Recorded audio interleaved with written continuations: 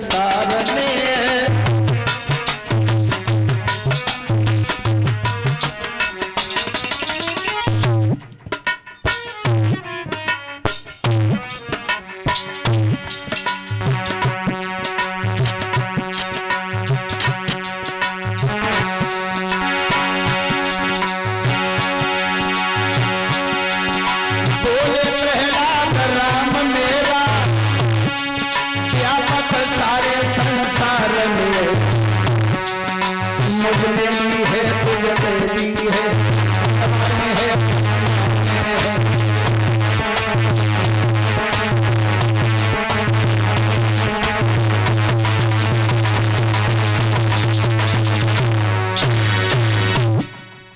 प्रहलाद बोले हमारा राम हर जगह मौजूद है, तलवार में, खंबा में, तुम्हारे अंदर, मेरे अंदर। हिरण्यकश्यप बोला तो बोला उसे जो तुझे बचाने आएगा। खंबा से अग्नि छूट रही थी, जवाब दिया है क्यों खड़ा है इस खंबा से भेंट। प्रहलाद सोचने लगे अगर थोड़े भी आगे बढ़े तो हो सकता है प्राण चले जाएंगे, नहीं बचेंगे। भगवान ने सोचा मेरा भक्त डर रहा है, इसलिए चींटी का रूप धारण किया और खम्मा पे ऊपर से नीचे आने लगे, जाने लगे। भगवान ने देखा और प्रहलाद ने जैसे ही देखोगे चींटी ने मरी तो हम नहीं मरी जाता। प्रहलाद आगे बढ़े, आगे बढ़कर के उस खम्मा को जैसे ही पकड़ा, खम्बा पकड़ते ही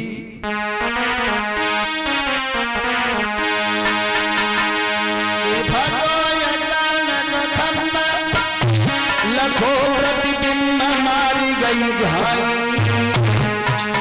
भगवान की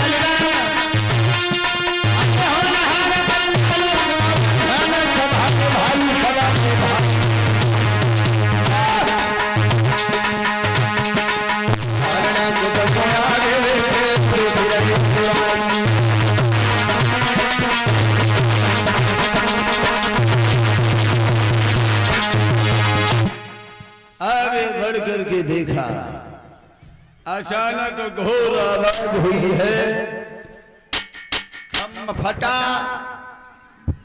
उस खम्भ में से नरसिंह भगवान का अवतार हुआ।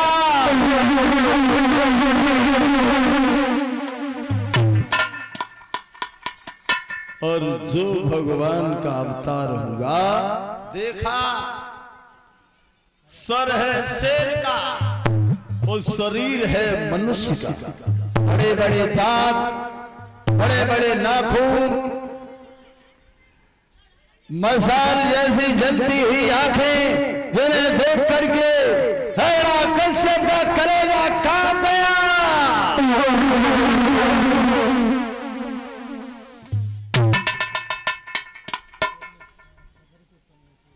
हिरण्यकश्यप ने जो देखा, भागना चाहा लेकिन नहीं भाग पाया। क्या हुआ? भागने की कोशिश की, लेकिन भगवान ने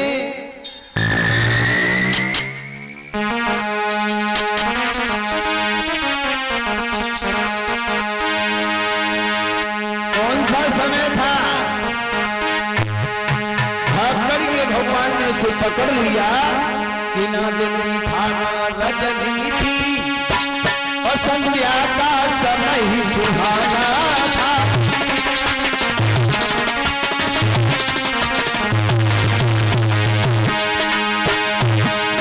नाम नहीं था रतनी थी, संध्या का समय सुहाना था।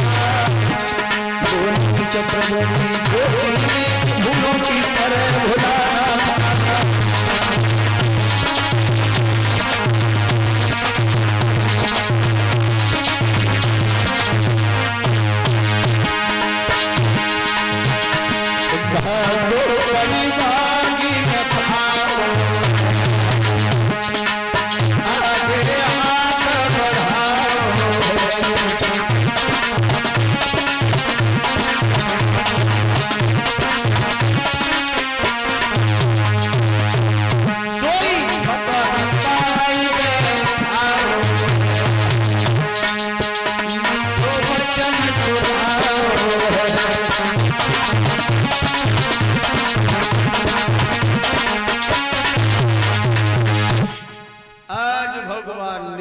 नरसिंह का रूप धारण करके खम्मा में से प्रकट हुए, हिरण्यकश्यप को पकड़ लिया। भगवान ने पकड़ करके अपनी जंघा पर धर लिया है, और जब जंघा पर रखा, लेकिन हुआ क्या, समय वो कौन सा था। उसने तो ये वरदान मांगा कि न दिन में मरे, न रात में, न ऊपर मरे, न नीचे मरे, न नर से मरे, न पशु से मरे, न अस्त्र से, न शस्त्र से। फिर वो कौन सा समय था जब भगवान ने हिरण्यकश्यप को पकड़ा। सूर्य अस्त हो रहे, संध्या आ रही है, अंधेरा होने जा रहा। भगवान ने उसे जब पकड़ा,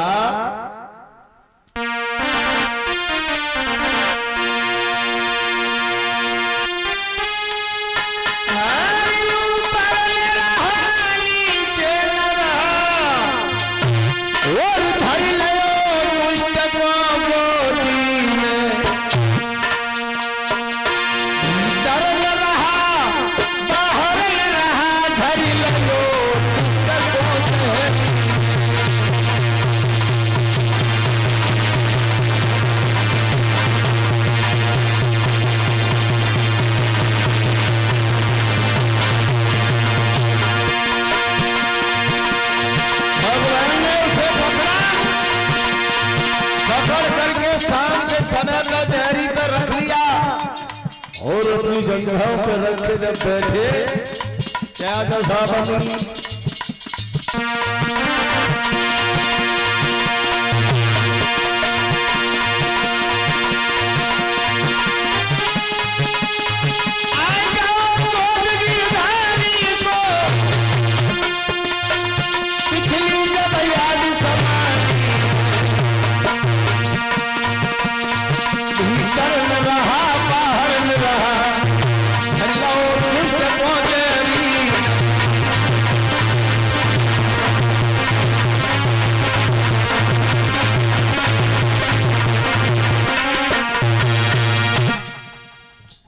भगवान ने शाम के समय पर पकड़ करके बीच दरवाजे में बैठ गए। बड़े बड़े नाखूनों के द्वारा भगवान को क्रोध जब आया, पृथ्वी आकाश हिलने लगा।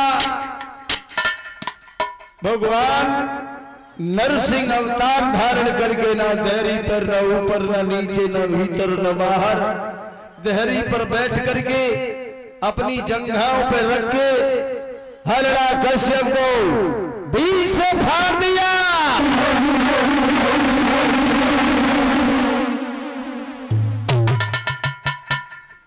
मारा गया। भगवान का क्रोध जब शांत नहीं हुआ, देवता घबराने लगे। भगवान ने आगे बढ़कर के उसके खून से जो लिसे हुए हाथ थे, वो सामने कूलर का वृक्ष था, उससे पहुंच दिए। गूलर कहने लगी, प्रभु तुमने उस दुष्ट को मार करके हमें भी दोषी को बना दिया। भगवान ने वरदान दिया कि हे गूलर, हम तुझे आज वरदान देते हैं कि तेरे फूल को जिस दिन इंसान देख लेगा वो साक्षात शरीर से परमात्मा के धाम में पहुंच जाएगा। और तेरा ये फूल इंसान को देखने को नहीं मिलेगा। तेरे फूल को देवताओं में संघर्ष होगा, तेरे ऊपर फल आएंगे, लेकिन फूल आने से पहले तेरे फूल को देवता ले जाएंगे और वो अपने हवन यज्ञ में काम करेंगे। उसी दिन से देखा होगा, गूलर का वृक्ष है तो डायरेक्ट आपने फल देखे होंगे, लेकिन गूलर पर कभी फूल नहीं देखा होगा। ये भगवान का दिया हुआ वरदान है। देखा, भगवान का क्रोध फिर भी शांत नहीं है।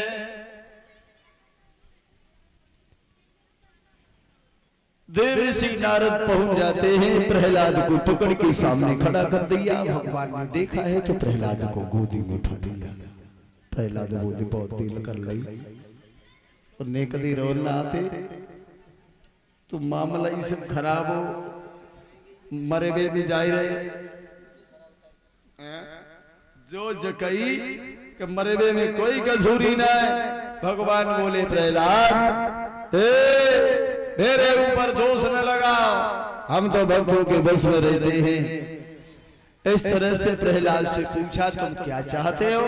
तो प्रहलाद बोले, हमें और कुछ नहीं चाहिए, मेरे पिता की आत्मा को शांति मिल जाए। भगवान हंसने लगे, बोले, प्रहलाद ये क्या मांगा तुमने? जो मेरे हाथों से मारा जाता है उसका उद्धार तुमसे भी हो जाता है। देखिए, इतना दुष्ट था पिता दुराचारी, पुत्र को मारने में कोई कसूरी नहीं छोड़ी। और जब अंत में मारा गया वो पुत्र से पूछा कि तुम क्या चाहते हो? तो पुत्र बोला, हमें और कुछ नहीं चाहिए, मेरे पिता की आत्मा को शांति मिल जाए। इसे कहते हैं सपूत। ऐसे होते हैं सपूत। चंदन की चुपटी भली और गाड़ी भरे भलो न काठ, सपूत घर ये कई भलो, कपूत भले नहीं साठ।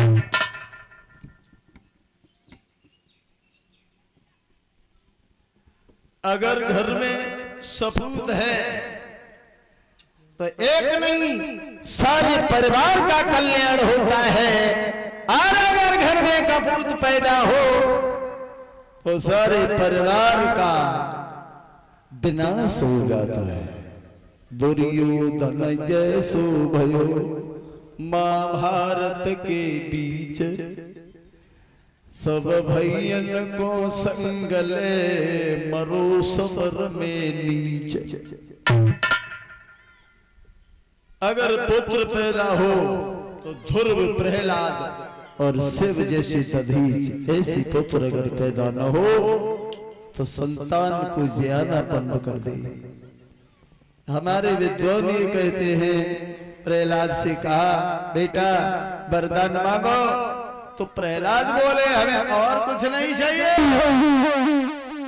अगर दे रहे हो तो एक चीज दे दो। क्या?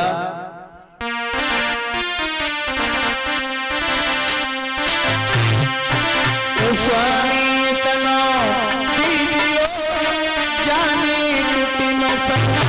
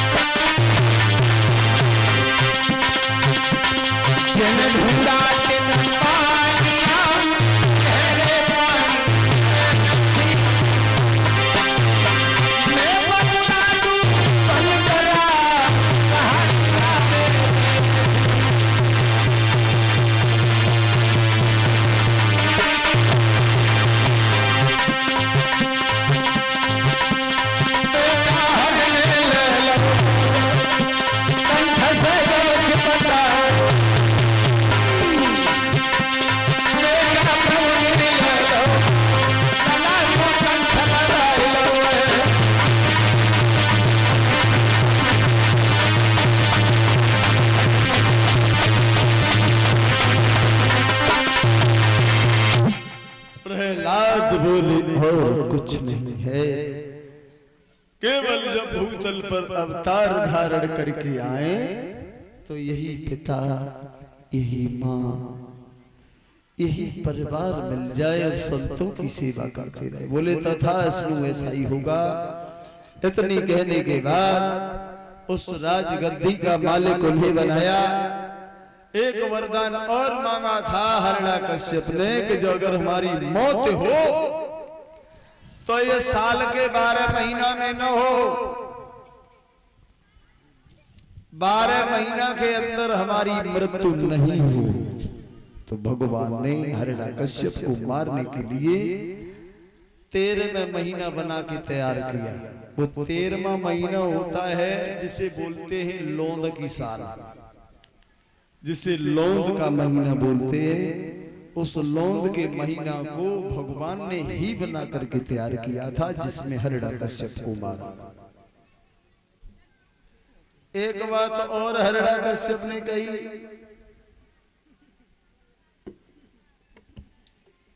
महाराज हमारी मृत्यु हो और हमें अगर जलाया जाए तो ऐसी जगह जलाया जाए जो संसार का कोई व्यक्ति जलाया नहीं गया हो।